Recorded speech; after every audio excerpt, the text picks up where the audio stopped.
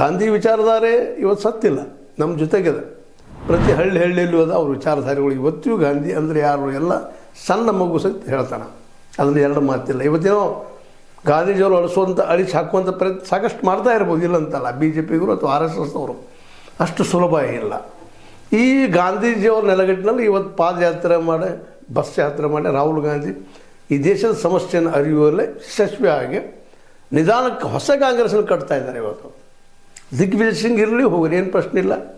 Parasite Shashi Tharoor ಬೇಕಾದಷ್ಟು intelligent ಇರಲಿ ಅವರು, ಆ ಮಾತು ಬೇರೆ. ಅವ್ರ ಇಂಟೆಲಿಜೆನ್ಸಿಗೆ ವಿದ್ವತ್ಗೆ ನಾವು ಸಲಾಮ್ ಹೊಡೆದ್ರು. ಅವ್ರು ನಡೆಯುತ್ತಿರೋದ ರೀತಿ ಸರಿ ಇಲ್ಲ ಅನ್ನೋದ್ರಲ್ಲಿ ಎರಡು ಮಾತಿಲ್ಲ.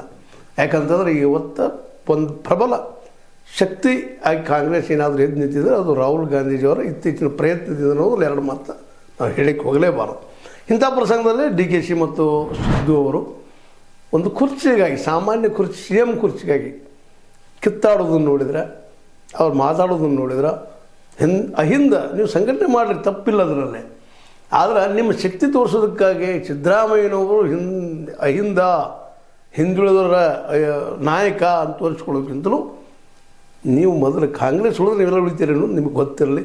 ನಿಮ್ಮಂಥ ವಿಚಾರಧಾರೆ ಜನ ಯಾರು ಇರಲಿ, ಕಮ್ಯುನಿಸ್ಟರಿರಲಿ, ಸಮಾಜವಾದಿಗಳಿರಲಿ, ಮತ್ತೊಂದಿರಲಿ, ಮಗದೊಂದಿರಲಿ, ಚಾರ್ವಾಕರಿರಲಿ, ಅಥವಾ ದೈವದಲ್ಲಿ ನಂಬಿಕೆ ಉಳ್ಳವರು ಇರಲಿ, ಇವರೆಲ್ಲರೂ ಇವತ್ತಿನಾದರೂ ಸರ್ವೈವ್ ಆಗಬೇಕಾದ್ರೆ ಇಲ್ಲೊಂದು ಕಾಂಗ್ರೆಸ್ ಅನ್ನುವಂಥ ಪಕ್ಷ ಇರ್ಬೋದು, ಸಿದ್ಧಾಂತ ಇರ್ಬೋದು.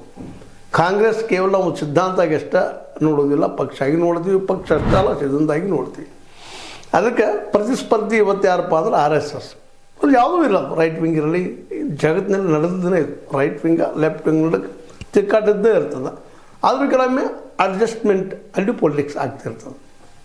ಆ ನೆಲೆಗಟ್ಟಿನಲ್ಲಿ ಕಾಂಗ್ರೆಸ್ ಉಳಿಬೇಕಾದ್ರೆ